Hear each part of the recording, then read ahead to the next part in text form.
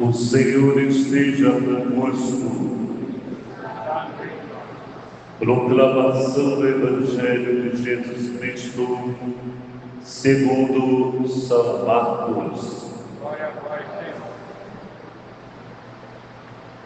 Naquele tempo, Jesus partiu com seus discípulos para os povoados de Cesareia de Filipe. No caminho, perguntou aos discípulos: quem dizem os homens que eu sou? Eles responderam: alguns dizem que tu és João Batista, outros que és Elias, outros ainda que és um dos profetas. Então ele perguntou: e vós, quem dizeis que eu sou? Pedro respondeu: tu és Messias. Jesus proibiu-lhe severamente de falar a alguém a seu respeito. Em seguida começou a ensiná-los, dizendo que o Filho do Homem devia sofrer muito, ser rejeitado pelos anciãos, pelos sumos sacerdotes e doutores da lei, deve ser morto e ressuscitar depois de 3 dias. Ele dizia isso abertamente. Então Pedro tomou a palavra e disse, chamando Jesus à parte, e começou a repreendê-lo.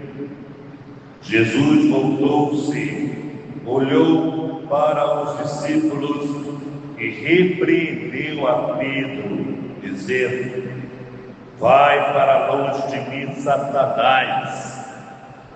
Tu não pensas como Deus, e sim como os homens. Palavra da salvação. Muito bem, amados filhos e filhas, já estamos quase no final da criação, ou seja, no final das leituras do livro de Gênesis. E hoje Jesus vem com essa palavra forte para nós. Jesus está em Cesareia de Filipe, caminhando com seus discípulos, e faz uma pergunta aos seus discípulos: quem dizem os homens que sou eu? É uma pergunta que todos nós devemos fazer diariamente. Essa pergunta deve nortear a nossa vida. Por quê? Porque nós não podemos, amados filhos, dizer que amamos a Deus somente quando nós necessitamos ou estamos com alguma situação difícil, e aí nós vamos com as nossas lágrimas, os nossos prantos, buscarmos a Deus. Deus não é marionete nas nossas mãos.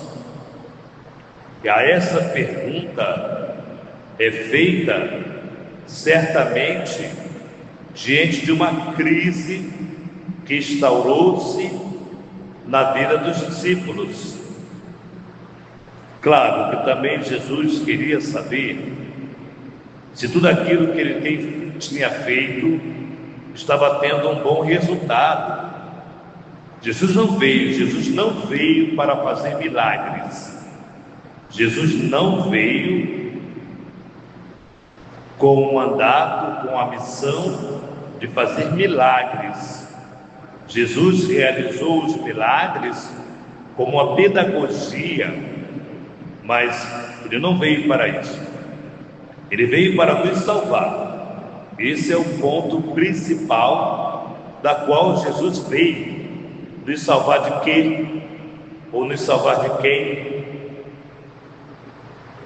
Precisamos entender que no mundo, quando o inimigo instaurou-se no mundo, lembramos sempre que o anjo caiu, ou seja, o anjo foi jogado, caiu, o anjo decaído, caiu do céu e veio estragar a perfeição do homem que Deus fez. Isso é um ponto importante para nós entendermos o que estava acontecendo aqui com Jesus, para que ele fizesse essa pergunta: por que Jesus precisava que os seus discípulos fossem fortes, que eles fossem fortes? O que dizem por aí que eu sou? E aí os discípulos começam a dizer: alguns dizem que tu és João Batista, outro que tu és Elias, outros ainda dizem que tu és um dos profetas. Ou seja, todos esses que os discípulos ou que as pessoas falavam de Jesus foram pessoas que assumiram profundamente a missão dada por Deus. Então, foram pessoas qualificadas que honraram a missão dada. E aí Jesus volta a mesma pergunta para os seus discípulos, já escolhidos, já em missão, já realizando missão, como nós vimos essa semana, que ele enviou. Bom, enfim, já em missão, aí Jesus pergunta para eles: e vós que estáis comigo, e vós que tem ouvido e visto tantas coisas, maravilhas, e vós que dizem que eu sou? Pedro antecipa antes dos outros e diz: tu és Messias, o Filho de Deus. Tu és Messias, o esperado, aquele que esperávamos, Filho de Deus. E Jesus agora proíbe a esses, aos discípulos, porque somente os discípulos disseram de fato quem é Jesus, o Filho de Deus, o Messias. Pois bem, aí Jesus vai proibi-los de divulgar isso, de falar isso. Porém, Jesus começa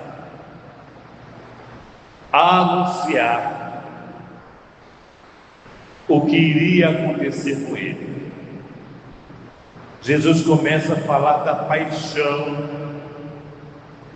antecipa esse momento da paixão, orientando aqueles que já o reconheceram: tu és Messias.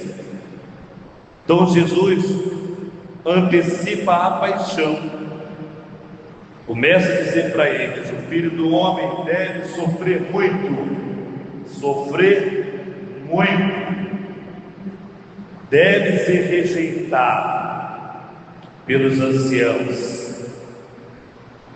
deve ser morto e ressuscitar ao terceiro dia. Veja a pedagogia que Jesus usa. Primeiro, ele diz claramente, reconhece no discípulo que diz a verdade sobre quem ele é, e depois prepara os discípulos para aquilo que há de vir, aquilo que eu falava antes: amar a Deus quando tudo está muito bem é fácil. E para falar a verdade, normalmente, da nossa fraqueza humana, quando está muito bem, nós não amamos a Deus. Às vezes nem lembramos que Ele existe, nem louvamos a Deus por tudo que está bem. Só amamos a Deus no sofrimento, porque sabemos que somente Ele pode nos tirar da situação em que nos encontramos. Eu duvido desse amor, porque um filho, uma filha, não pode amar o pai porque o pai ou a mãe dá presente. Podemos. Então eu duvido desse amor. É um amor que é duvidoso, porque a tempestade vai chegar e o amor vai se mostrar se é verdadeiro ou se não é verdadeiro, porque tempestade todos nós passamos, alguns mais, outros menos, mas que passamos por muitos momentos. Então Jesus antecipa para os discípulos aquilo que há de acontecer com ele. E aí Pedro chama Jesus à parte. É muito interessante que Pedro separa Jesus, chama-o à parte e diz: não, isso não lhe acontecerá, não permitiremos que isso lhe aconteça. E aí Jesus, olha a pedagogia de Jesus, ele leva de volta Pedro para junto dos outros e exorta Pedro dizendo: afasta de mim, Satanás. Ora, o mesmo que reconheceu o Messias é o mesmo que quer impedir a missão salvífica de Jesus. A salvação se deu na cruz. A salvação, a nossa salvação, se deu pela cruz. Fomos comprados por um preço muito caro, que é o sangue de Jesus. Nós fomos comprados por esse sangue. Então, a nossa salvação, repetindo, veio do santo sacrifício.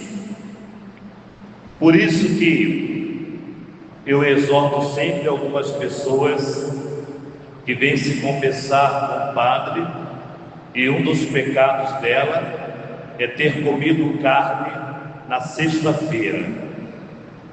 Então ela está com a consciência pesada.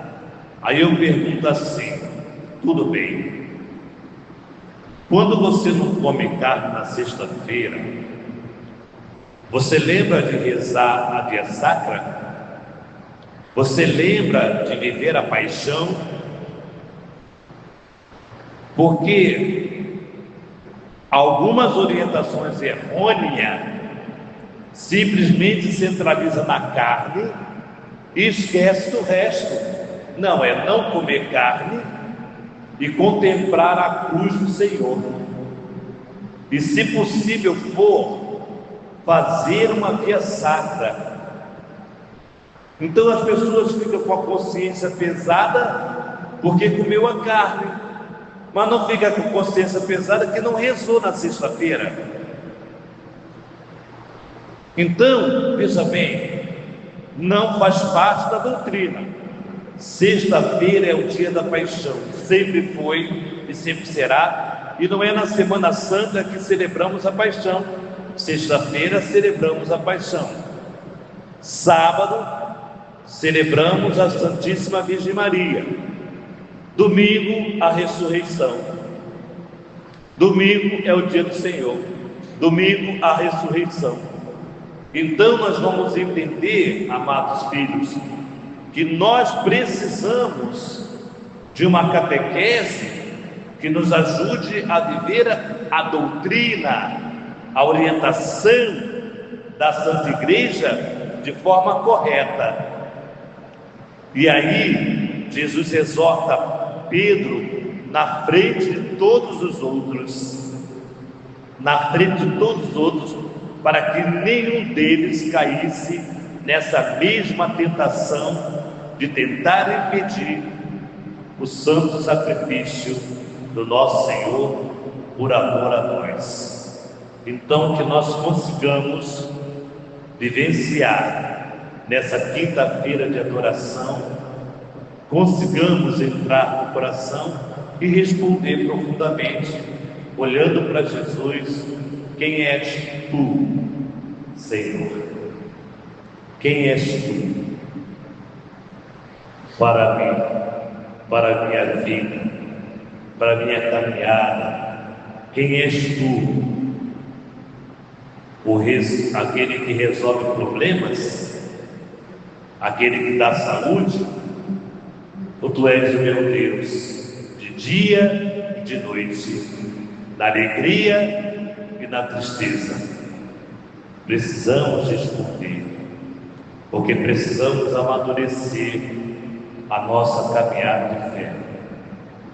Louvado seja o nosso Senhor Jesus Cristo,